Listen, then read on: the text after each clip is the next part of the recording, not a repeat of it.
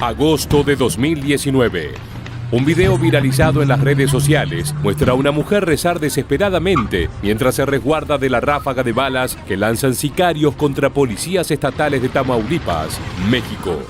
Aquella emboscada de un grupo de civiles armados contra los efectivos de seguridad que se encontraban en un retén sobre la carretera fue apenas el comienzo del terror que se desataría de la mano de la Tropa del Infierno, el sanguinario brazo armado del Cártel del Noreste. Días después de conocerse esas angustiantes imágenes, otra cruda historia aparecería en los medios. Un total de 11 integrantes del grupo delictivo sería asesinado en un enfrentamiento con la policía y entre ellos se encontraba Juanito Pistolas, un adolescente de 16 años que terminó decapitado. En este video de Militarmente repasaremos la historia del joven sicario abatido y la dura realidad que viven los miles de niños que son reclutados por el narcotráfico. Originario de una familia humilde de Tamaulipas en Nuevo Ladero, Juanito Pistolas fue una víctima más del crimen organizado en México cuando sus padres fueron asesinados y quedó huérfano a los 13 años. No obstante, lejos de querer alejarse de la razón que lo había llevado a esa realidad, inmediatamente se unió al Cártel del Noreste, organización delictiva que lo reclutó como uno de sus más jóvenes sicarios.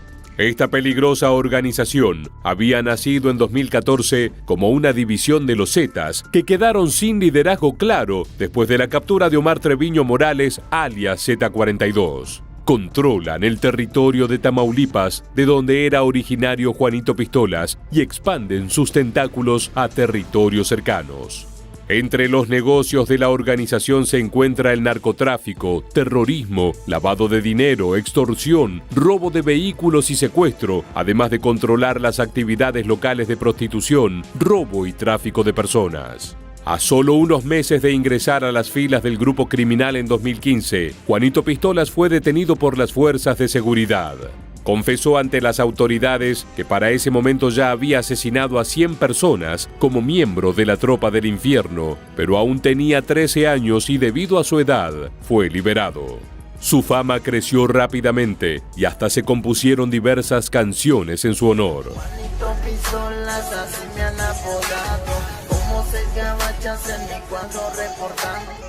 Con apenas 16 años, ya era un experimentado sicario del mundo del narcotráfico y fue parte de los enfrentamientos en Tamaulipas, donde el brazo armado del Cártel del Noreste atacó a la policía.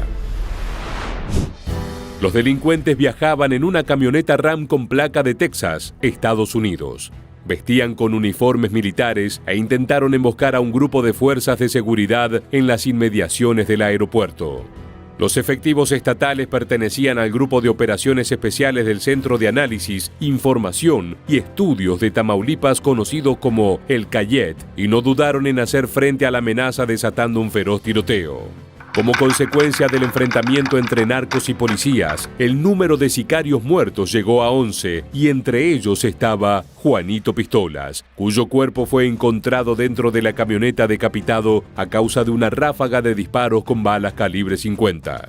Ahora bien, este caso no es para nada excepcional, ya que los niños y adolescentes son reclutados cada vez con más insistencia por las bandas criminales de México y usados como carne de cañón para toda clase de trabajos dentro de estas organizaciones. No se trata de un fenómeno nuevo, pero según analistas cobra fuerza por la desatención que el gobierno otorga a un sector que incluye principalmente a niños que provienen de familias desintegradas o viven en extrema pobreza.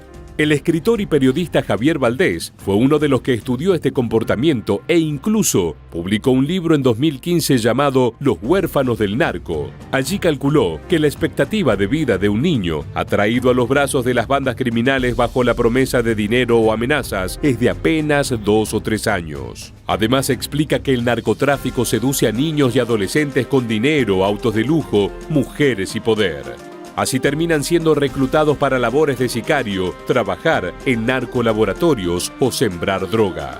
La práctica no se limita solo a una organización delictiva, sino que la mayoría de los cárteles utilizan a los jóvenes como su último eslabón para las actividades criminales. Entre ellos se puede reconocer al Cártel del Golfo, los Zetas, el Cártel de Jalisco Nueva Generación, la Familia Michoacana y el Cártel de Sinaloa, principalmente en lugares como Tamaulipas, Guerrero, Chihuahua, Veracruz, Sinaloa y Michoacán. Uno de los problemas radica en que los jóvenes no saben a qué se enfrentan realmente, y es que los niños no tienen ningún valor para los integrantes de las diversas organizaciones criminales que los consideran desechables una vez que cumplan una tarea. Si son detenidos o asesinados, pronto buscarán otro para ocupar su lugar. Para conocer cómo los grupos narcos se acercan a los potenciales reclutas, una ONG llamada Reinserta, que trabaja con personas encarceladas, consiguió el testimonio de varios jóvenes que fueron detenidos mientras formaban parte de estas organizaciones criminales. Uno de los casos es el de Jacobo, quien contó que a los 12 años su vecino le propuso ganar dinero, pero para eso debía matar a alguien. La primera vez se negó, pero el hombre que pertenecía al Cártel Jalisco Nueva Generación volvió con una oferta de 30,000 pesos por hacer el trabajo. Para el niño criado en una familia pobre, donde las palizas eran habituales y a quien nunca le había gustado la escuela, se hizo una propuesta imposible de rechazar. Así, se convirtió en una especie de asesino a sueldo, cumplía con los trabajos que su vecino le pedía y pasaba a cobrar. A los 16 años, se unió oficialmente al cártel. Los encargos comenzaron a incluir torturas a miembros de organizaciones rivales, a los que sacaba información a golpes y una vez que obtenía lo que quería, mataba de diferentes maneras. Este tipo de historias se repiten en cada uno de los casos y también se repite su final. Ante cualquier riesgo, los jóvenes son los primeros en ser entregados o enviados a una muerte segura. La historia de Juanito Pistolas también refleja esto, como la de más de 30,000 niños que han sido incorporados a las filas de la vida criminal mexicana durante las últimas décadas. Un informe de la Red por los Derechos de la Infancia en México estimó que entre el año 2000 y fines del 2019 fueron más de 21,000 los menores de edad asesinados, mientras que otros 7,000 fueron desaparecidos. Un último factor que contribuye a este fenómeno tiene que ver con la dificultad para juzgar a los menores. Estos niños con la falta de apego se alteran fácilmente, pierden el control de sus impulsos y no generan empatía hacia la otra persona, por lo que están dispuestos a hacer cualquier cosa. Mientras tanto, el sistema jurídico mexicano suele ser poco estricto con los niños que cometen infracciones legales y prohíbe a los jueces dictar prisión si tienen entre 12 y 14 años. Por lo tanto, los expertos afirman que es difícil juzgar a una adolescente en conflicto con la ley penal. Finalmente, especialistas en el tema plantean que antes que asesinos, estos jóvenes son víctimas. Consideran que es la sociedad la que ha fallado a estos niños y no les ha dado oportunidades. Por el contrario, son los cárteles los primeros que les ofrecen una alternativa a la pobreza y posiblemente la única que muchos encuentran en sus vidas, siendo presa fácil para aquellos que llegan y tratan de convencerlos de que les van a dar todo lo que les falta. Las diferentes organizaciones y ONGs que trabajan la temática aseguran que el primer paso es entender que la sociedad tiene una deuda con estos niños y no se puede estar ajeno a los adolescentes que matan porque tienen hambre. Así es como la narcocultura mexicana convierte a pequeñas víctimas en victimarios y temibles asesinos que no dudan en apretar el gatillo cuando llega la orden. Sin entender las consecuencias y desconociendo su rol desechable, viven vidas extremadamente cortas y repletas de violencia.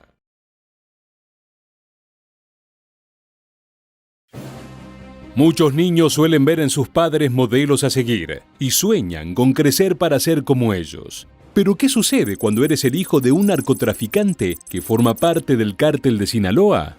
Todo parece indicar que eso no cambió para nada los planes de César Raúl Mesa Torres, alias Mini 6, quien logró cumplir su deseo y terminó por convertirse en el sicario más joven de la organización criminal con solamente 15 años de edad. No obstante, siendo apenas un adolescente, fue testigo de las consecuencias de vivir en el mundo del narcotráfico al ver morir a su padre y no pasó mucho tiempo hasta que el destino de este joven y despiadado asesino siguió por el mismo camino. En este nuevo video de Militarmente, conoceremos la historia del Mini 6, quien nunca pensó en otra opción para su vida que no fuera integrar las filas de uno de los cárteles más despiadados de México. Para empezar, debemos remontarnos al 31 de octubre de 1991, el día en que nació César Raúl Mesa Torres en la ciudad de Culiacán, Sinaloa. Desde ese primer momento su vida se desarrolló en el seno de una familia marcada por el negocio de las drogas. Su padre fue Raúl Mesa Ontiveros, también conocido como el M6, un narcotraficante de alto rango del cártel de Sinaloa, pero no terminaba allí. Su madre era Aida Elizabeth Torres Félix, hermana de Javier Torres Félix, alias el JT, y Manuel Torres Félix, alias el M1. Ambos pertenecían a la misma organización criminal y trabajaban junto al padre del pequeño al que apodaban Raulillo. Este creció en el mundo del delito, pero lejos de querer apartarse de la vida que llevaban su padre y sus tíos, con el correr de los años se mostraba cada vez más seguro de querer seguir los pasos de la familia. Aún siendo un niño, se lo podía ver en las redes sociales portando enormes armas que apenas podía sostener, y al llegar a la pubertad mantuvo una relación amorosa con Teresa Zambada Niebla, nada más y nada menos que la hija de Ismael, el Mayo Zambada, líder del cártel de Sinaloa, junto a Joaquín el Chapo Guzmán. El futuro del pequeño Raúl parecía estar definido, y más aún cuando demostraba admiración por su padre. El M6 tenía un amplio currículum criminal y una gran habilidad para escapar de la ley, lo que le había valido convertirse en la mano derecha de su cuñado, el JT, principal operador de drogas de la familia Zambada. En 1989, el M6 había sido detenido acusado de varios homicidios, pero logró eludir los cargos por falta de pruebas y no fue hasta 1997 cuando se encontró con el obstáculo más difícil. En ese momento, fue arrestado junto a varios cómplices en Cancún, en posesión de 348 kilos de cocaína colombiana.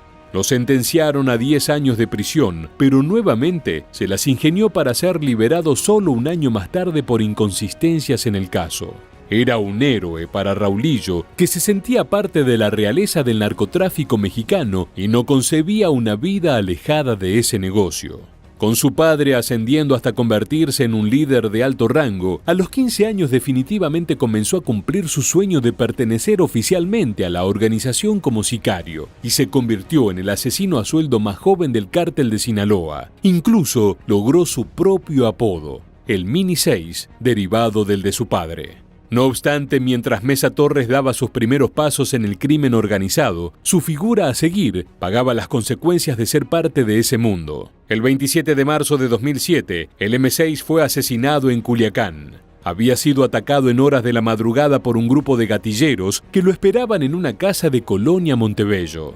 Cuando la policía de Sinaloa llegó al lugar alertado por vecinos, el tiroteo había terminado, pero se les alertó que 3 personas armadas se habían llevado a un hombre herido hacia una clínica privada. Se trataba de Mesa Ontiveros, quien fue declarado muerto más tarde con diferentes golpes y heridas, entre ellas 2 disparos en su rostro.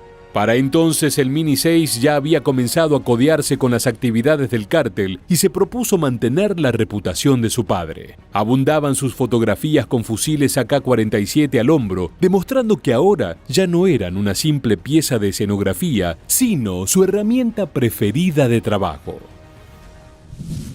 Con la necesidad de llenar el vacío que había dejado el M6, Raúl intensificó su estilo de vida criminal volviéndose más violento y ganando el respeto de viejos integrantes del cártel, como así también la admiración de otros jóvenes que se vieron impulsados a formar parte de este tipo de organizaciones. Había alcanzado una gran popularidad, pero también se había vuelto extremadamente temerario e imprudente, por lo que poco a poco fue llamando la atención de la policía. Su primer encuentro con la ley se dio apenas unos meses más tarde de que su padre fuera asesinado. El 9 de octubre de 2007 y con solo 15 años, Mesa Torres fue detenido por la policía de tránsito en el barrio de Las Quintas en Culiacán por conducir un vehículo blindado sin matrícula. Al no tener ningún tipo de papel que comprobara la versión de que el rodado le pertenecía, el Mini 6 fue arrestado, aunque no pasó mucho tiempo en la cárcel debido a que era menor de edad. Si bien este parecía ser un llamado de atención para cambiar el rumbo de su vida antes de que sea tarde, Raúl no lo tomó de esa manera. No solo tenía claro que no se alejaría del narcotráfico, sino que tampoco pensó en bajar su perfil para pasar más desapercibido. De esa manera llegaría el segundo hecho que lo enfrentó con las autoridades, el cual se dio el 19 de junio de 2009. Ya con más experiencia en el ámbito criminal, la policía encontró al Mini 6 corriendo picadas en la misma zona de Las Quintas donde había sido detenido 2 años antes. Cuando los oficiales de tránsito aparecieron en el lugar, se les ordenó a los 2 vehículos que se detuvieran, pero varios hombres armados salieron de los autos y comenzaron a disparar contra los oficiales para después huir. Una vez más, la suerte había estado del lado de Mesa Torres, pero eso se acabaría pronto.